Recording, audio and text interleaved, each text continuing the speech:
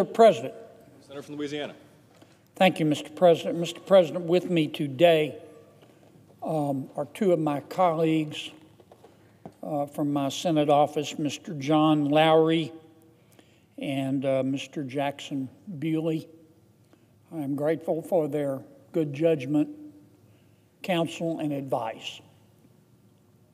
I am delighted, Mr. President, to see so many members of Congress, and I mean this sincerely, so many members of Congress embrace the call for a less wasteful federal government, for a more efficient federal government. We spend a little over $6 trillion a year, as Senator Sanders so eloquently pointed out. When you spend $6 trillion a year, somebody's getting $6 trillion a year. Every penny in our budget has a constituency, and that constituency will fight us. They will fight us. And I recognize that, and it's something that as we go about downsizing government, we have to be mindful of. However, there is one constituency that is not going to be able to fight us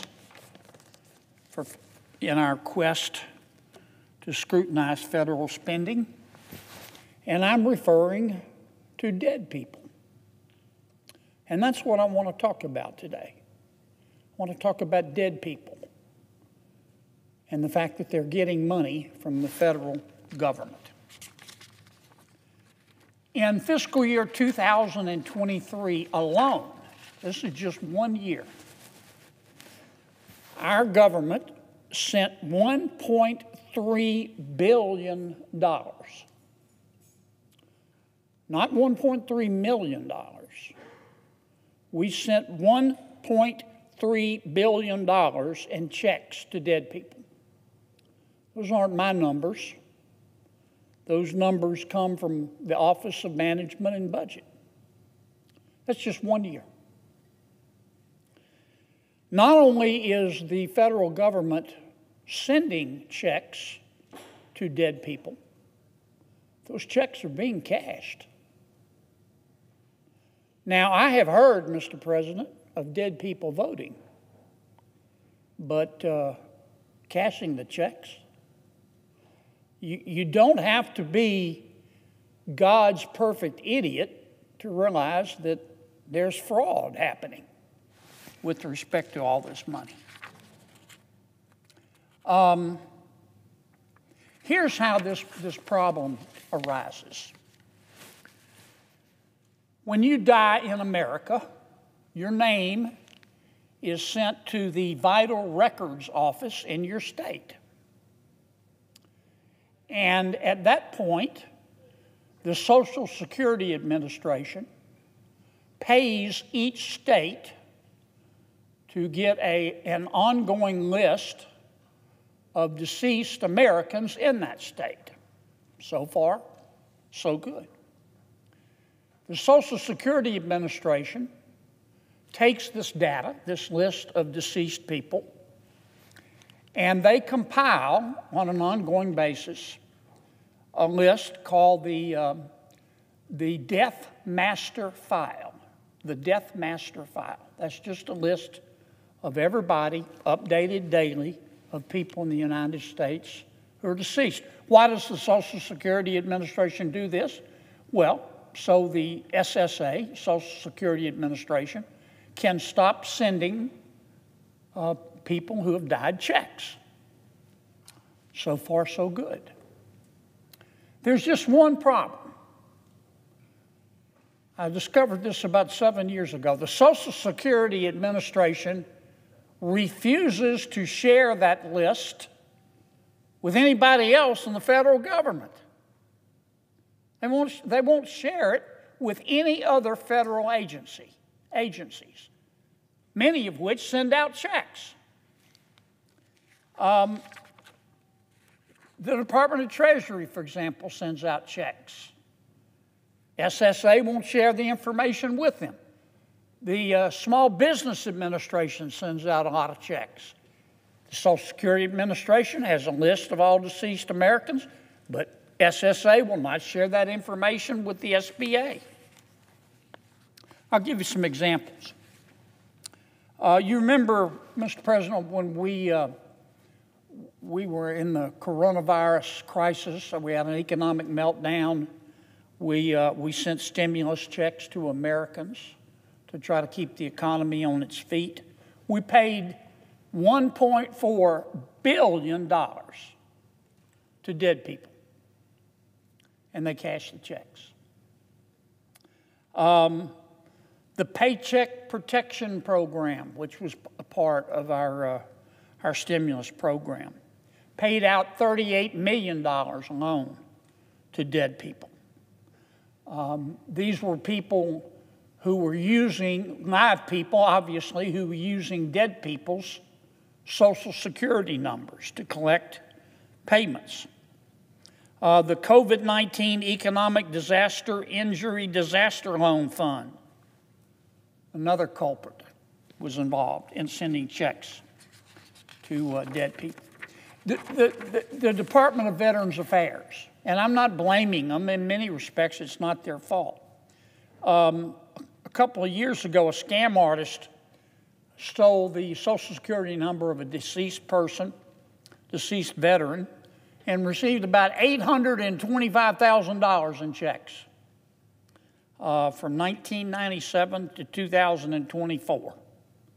Now, the person committing this fraud was just quietly accepting the checks. Somehow, the Department of Veterans Affairs, and for some reason, stopped sending that person the checks. So the fraudster just picked up the phone and called the Department of Veterans Affairs. He impersonated the dead person and convinced them to start sending the checks again. Again, not necessarily the fault of the Department of Veterans Affairs. The VA didn't know that the Social Security number belonged to a deceased person. Another example, a person in Ohio was able to collect her deceased mother's Veterans Affairs benefits for 48 years. 48 years before she was called. The truth is, Mr. President, it's sort of like saying, being asked, you didn't go fishing on Saturday. How many fish do you think you didn't catch? We don't know how much money we're sending out every year to dead people. Let me give you an example of how screwed up the data is, Mr. President. This is a strong indicator of what's wrong. The Social Security Administration, if you ask them, will tell you that there are, according to their records, there are 6.5 million Americans living today in America who are 112 years of age or older. They say there are 6.5 million Americans who are at least 112 years old or older. Now, I don't know about you, Mr. President, but I don't know anybody who's 112 years old. And I checked, at any given time, there are about 40 people on an ongoing basis in the world who are fortunate enough to live to be 112. But the data is so screwed up that according to SSA, 6.5 million people are 112 years old. A number of years ago, 7 years ago, I started working with Senator Tom Carper, a fine American, if there ever was one. I started working with Tom on this issue. I went to Social Security, and I said, look, this problem is easily solved. Just share the death master file with other agencies, and especially share it with the Department of Treasury. I don't want to confuse anyone, but the Department of Treasury has a do not pay list of people who aren't supposed to receive checks for a variety of reasons that other agencies consult. But I said to my friends at Social Security, why don't you just give the death master file to other agencies? They said, we can't. It's illegal. The way we construe our enabling statutes, we don't have the authority. Well, I said, okay, I'm not going to argue with them.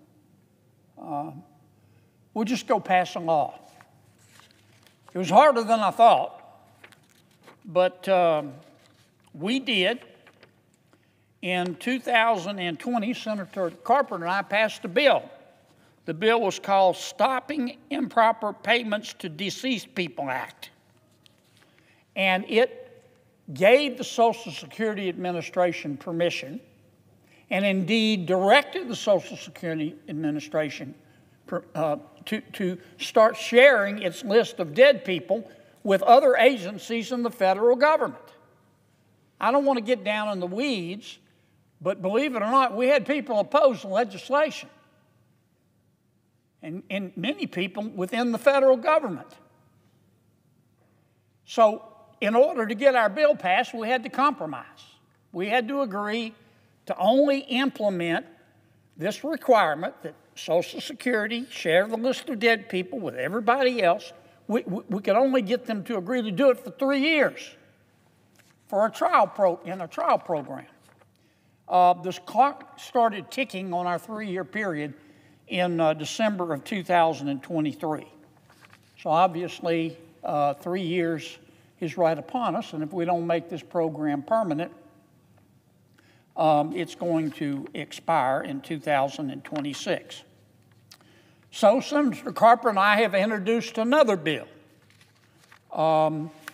It does basically the same thing as the 2020 bill, but it makes the program permanent. This new bill is called Ending Improper Payments to Deceased People Act. And we need to pass it. There's been a lot of squabbling back and forth. I don't want to do anything to step on too many toes to jeopardize my bill, but about how much the states are going to be paid and who's going to pay Social Security for sharing their dead person's list with the rest of the government. I think we have a lot of it worked out, but we need to go past this bill. I mean, this makes no sense whatsoever. I can understand if we talk about changing the Medicaid program, for example. What's fair, what's unfair. I can understand debating that, and I can understand reasonable people disagreeing over what changes, if any, we ought to make to the Medicaid program. I get it. I just listened to Senator Sanders once again speak very eloquently about the waste at the Department of Defense. That's something that reasonable people, all of whom agree that we ought to have a strong defense, but reasonable people can disagree over how to achieve that.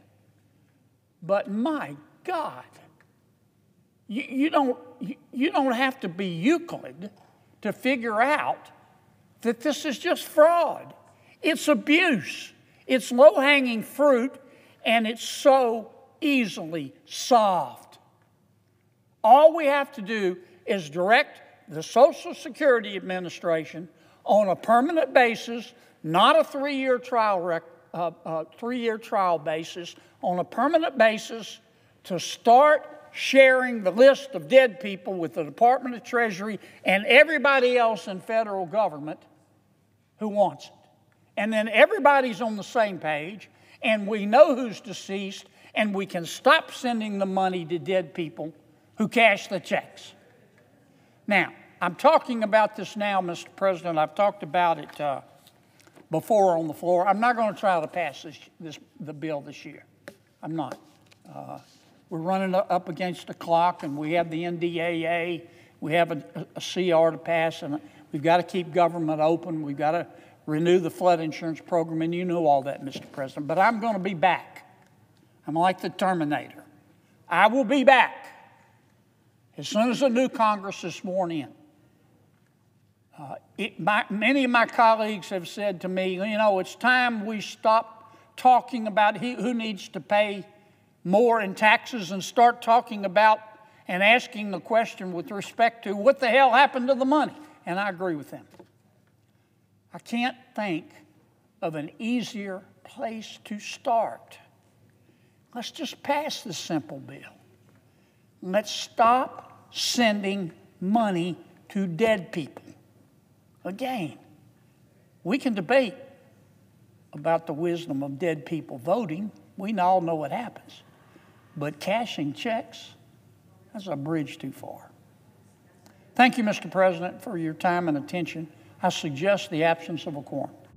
Clerk will call the roll.